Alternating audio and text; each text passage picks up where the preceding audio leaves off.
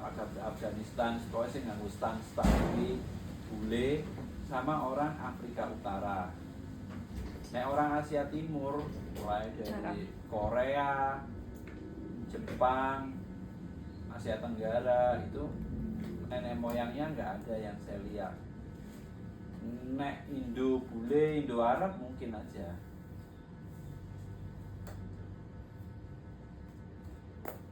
Nah, kemudian penyakit yang kedua itu namanya non celiac with sensitivity, sensitif terhadap gluten, terhadap gandum, tapi bukan celiac, nggak rusak anunya ususnya, nggak rusak, tapi dia bereaksi. Misalnya ini justru simptomnya lebih ruwet, tidak sejelas celiac. Karena nek celiac jelas, nek mangane bablasen ya ususnya rusak gitu. Tapi kalau non celiac itu enggak.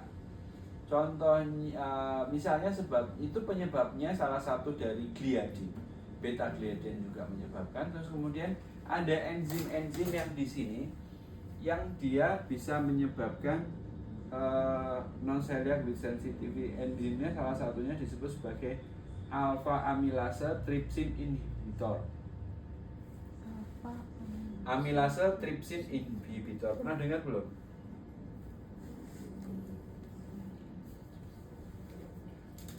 Wong TP ra ngerti yo iki yo. Taunya gluten. Itu gluten pun juga dibahas dari manfaatnya untuk membuat roti. Berbahayanya untuk roti juga kurang dibahas. Berbahayanya untuk manusia juga. Kenapa alpha amylase trypsin inhibitor itu gunanya adalah untuk gandum ya, gunanya salah satunya adalah si gula itu kan diproduksi di daun terus dikirim ke cadangan makanan ke dalam gandumnya ya. Nah kalau kemudian di dalam gandum itu tidak ada alpha amylase trypsin inhibitornya, maka semuanya nanti akan dibongkar menjadi glukosa, nggak ada yang menjadi ini. Padahal kalau posisinya ini juga tidak awet, nah iki awet. Maka ATI ini ketika dalam fungsinya di dalam gandum supaya ini tetap enak. Kemudian juga kalau ada ATI ini, ada serangga yang makan, serangga itu merasakan tidak bermanfaat. Nah dipangan ya percuma karena tidak bisa dipotong-potong menjadi glukosa dan fruktosa, energinya kurang. Jadi ini Gusti Allah ini ya wis adil, serangga dan burung ya makan gandum, makan beras, tapi ya ora sampai entek beras, ora sampai entek gandumnya. Supaya meskipun misalnya tidak dimakan oleh manusia, nantinya ketika jatuh ke tanah kena air nanti akan menjadi tanaman baru. Ya, oke. Apa itu? Cerita nggawe roti tekan kene lho ya. Ternyata nah, ATI ini kena panas nggak rusak, kena usus, kena asam lambung nggak rusak. Di enzim protease yang memotong-motong sama dengan serangga manusia juga sulit merusak ATI ini. Orang normal pun sebetulnya orang normal pun sebetulnya juga bermasalah dengan ATI, tapi jumlahnya masalahnya tuh kadang-kadang nggak kelihatan, tidak nampak, tidak sampai menyebabkan. Contohnya ya ATI ini akan menyebabkan dia ketika di usus halus masih dalam bentuk protein, maka dia akan nggak bisa diserap oleh usus halus, maka dia akan turun ke usus 12 jari, turun lagi ke usus besar. Nah di dalam usus besar ini dia akan dibaca oleh manusia yang memakannya ini sebagai protein yang asing juga yang nanti akan muncul namanya memicu namanya sitokinin inflamasi. Pernah dengar nggak? Iya, terus sitokinin inflamasi itu dia kayak antibodi gitu, sel pertahanan tubuh manusia yang dia ketika dia diproduksi dia akan menyebabkan organ di sekitar itu akan membengkak. Berarti dia membengkaknya di usus besarnya. Di usus besar. Tanda gejalanya paling apa?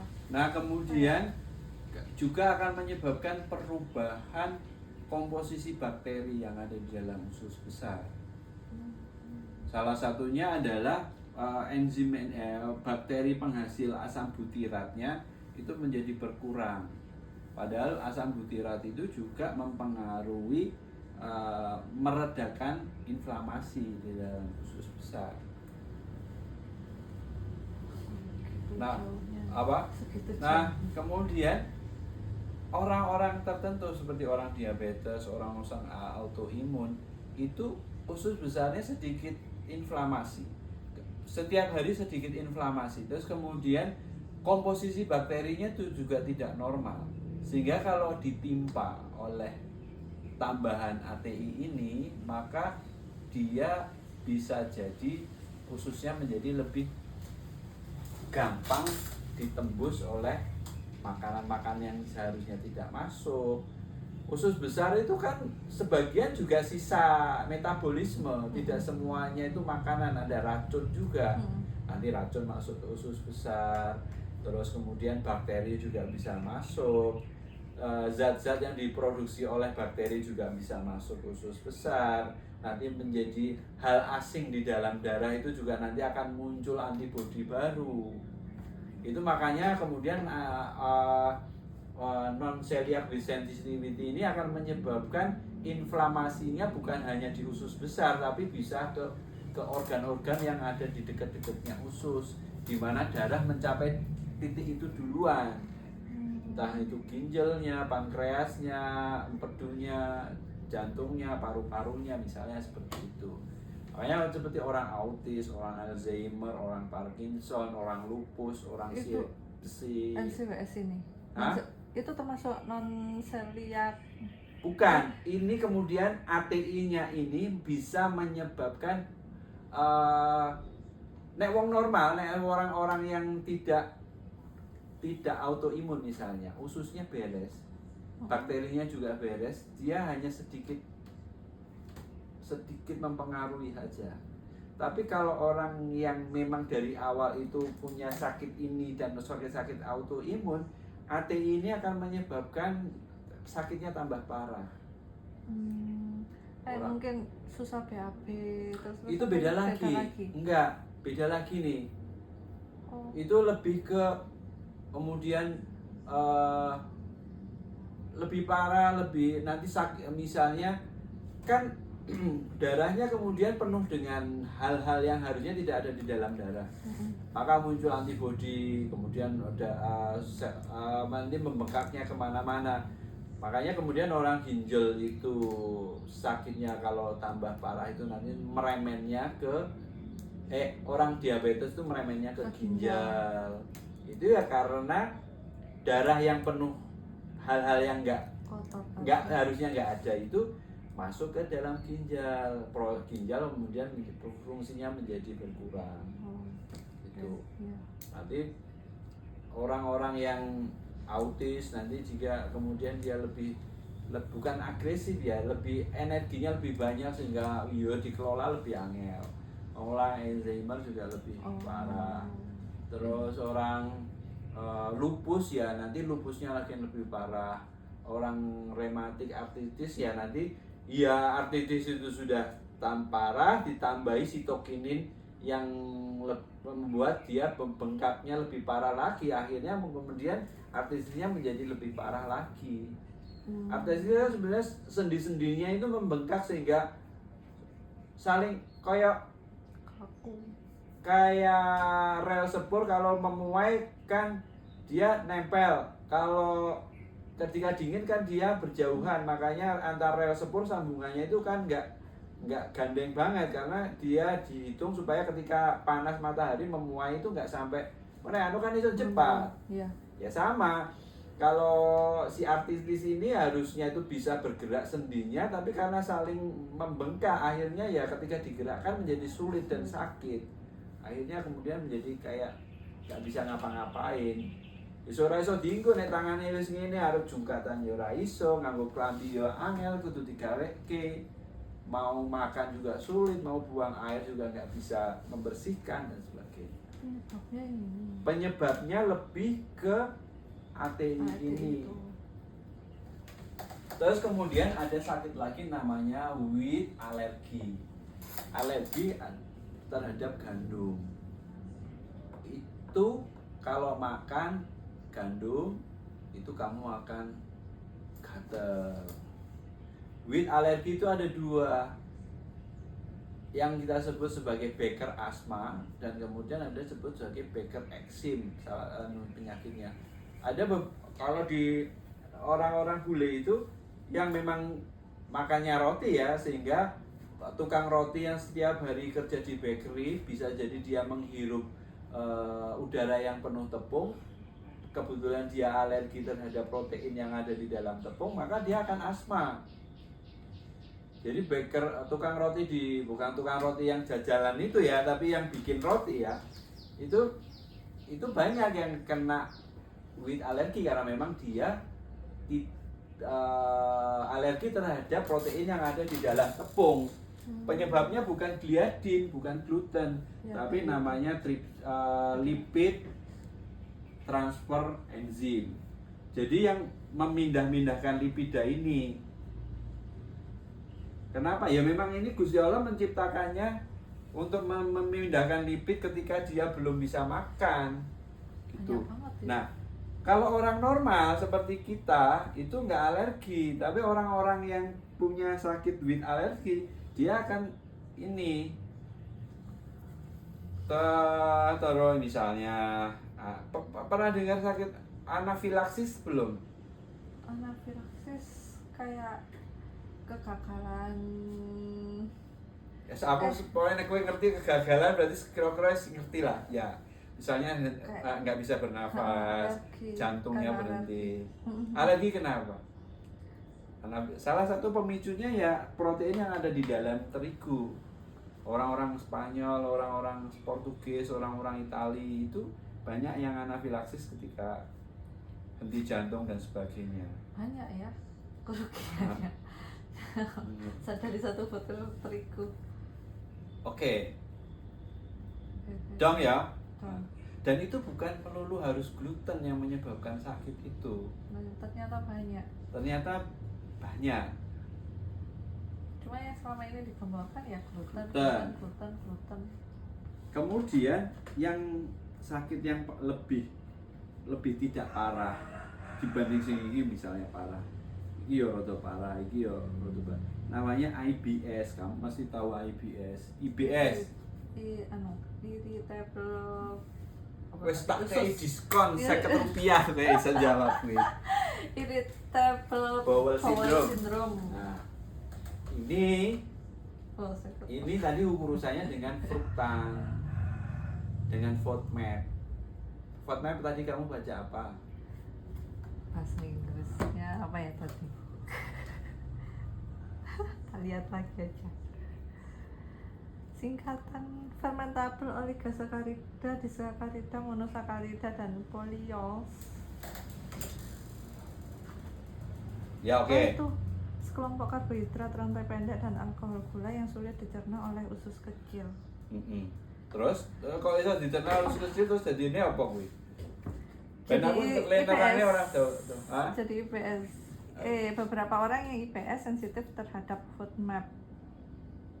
Ketika zat ini tidak diserap dengan baik di usus kecil, mereka difermentasi oleh bakteri di usus besar menyebabkan kembung, gas berlebih, sakit perut, diare atau sembelit. FODMAP, rendah FODMAP, pisang tinggi FODMAP. Oke. Wes ya. Iya. Sing menarik adalah Sebetulnya kan itu ada di bahan makanan. Kenapa ada orang yang IBS, kenapa ada yang orang IBS? Padahal sama-sama difermentasi nih. Kan nggak bisa dicerna di usus halus. Dan nek kue ora, aku ya ora. Kalau ini FODMAP-nya bisa sampai usus besarku juga akan sampai ke usus besarmu, nggak mungkin nggak. Berarti kenapa ada orang yang iya, ada yang orang enggak? Berarti bakterinya memang sedikit berbeda orang-orang itu. Komposisinya sedikit berbeda. Orang padahal, nah, Gak bisa difermentasi dengan baik. berarti ada orang yang bisa memfermentasi dengan baik, ada orang-orang yang nggak bisa memfermentasi dengan baik. Itu. Berarti dia gut microbiome-nya, mikrobia bakteri baik yang ada di dalam usus besar berbeda dibanding orang yang normal.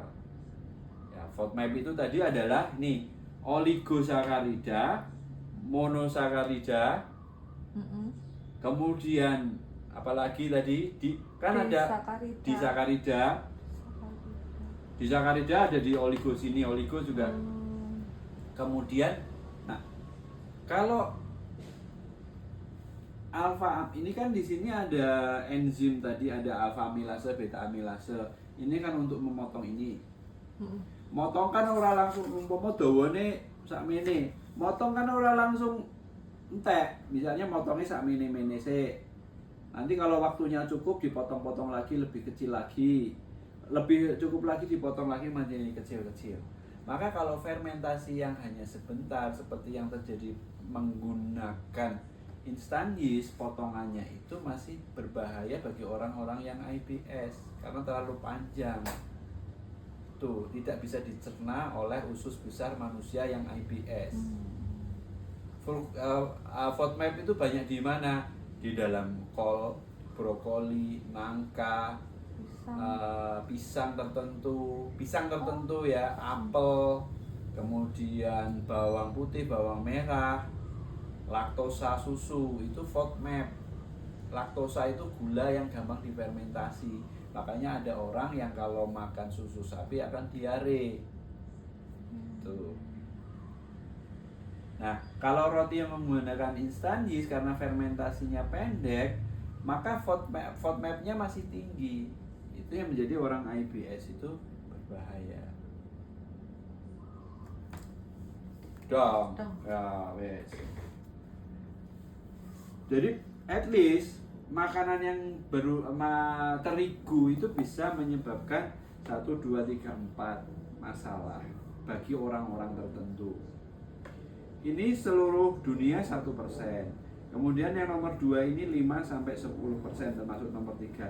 Yang nomor 4 ini 10-20%. Nek pakai angka terkecil maka 16 sampai iki 10, iki 10-30, 16 sampai 31% penduduk di dunia ini bermasalah nek mangan terigu.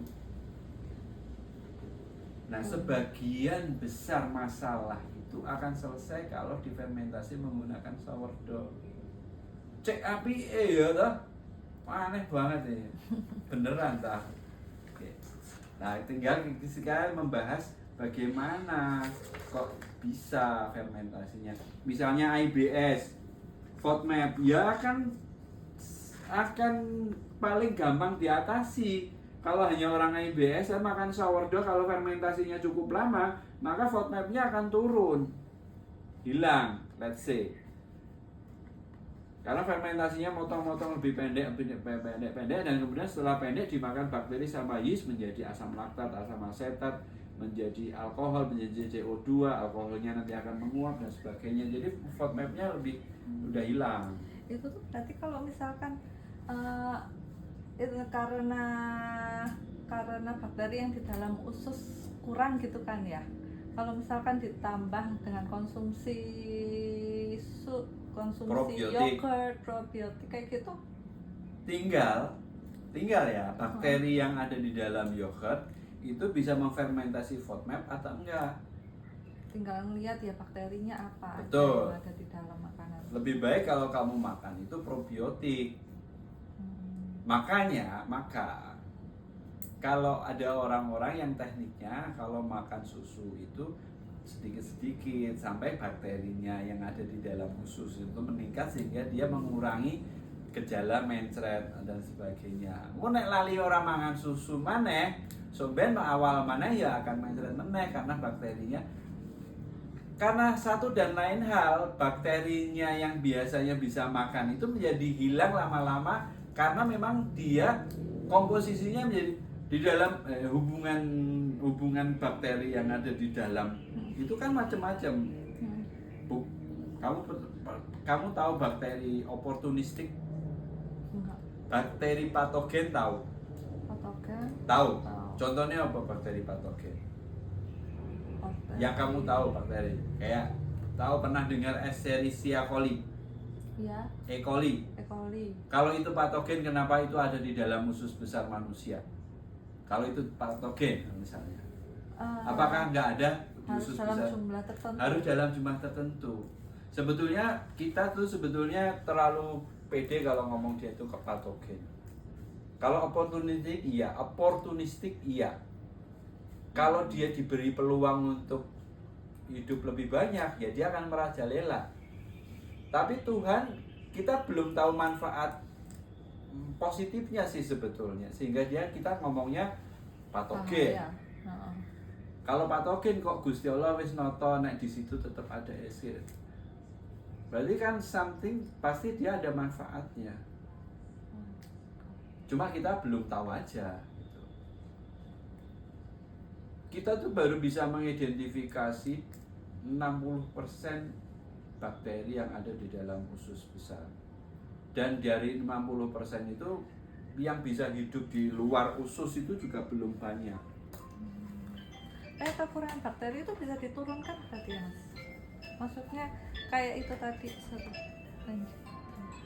kayak penyakit celiak itu kan kalau nenek moyangnya nggak ada ya berarti bawahnya nggak ada. Tapi kalau misalkan kalau celiak ini memang genetis dia. Programnya ini RNA DNA-nya sudah berbeda. Sehingga program komputernya yang salah. Tapi kalau sistem imun memang diturunkan. Bakteri itu juga kapan? Salah satunya ketika kamu menyusui bayimu. Itu nanti akan lewat puting susu, lewat air susu ibu nanti ditransfer ke usus bayi. Jadi makanya ada gunanya ASI eksklusif itu ya salah satunya itu. Tidak sembarangan minum ASI minum susu botol. Itu ada fungsinya. Orang-orang yang tidak disusui secara penuh maka imunnya akan lebih jelek dibanding orang-orang yang disusui penuh. Ibu yang sakit itu juga misalnya diabetes dan sebagainya, ibu yang autoimun itu juga akan menurunkan salah satu sistem imunnya juga akan sedikit berbeda. Belum ngomongin tentang genetikanya ya, itu baru bakteri baiknya aja. Oke, kita oil food yang kedua.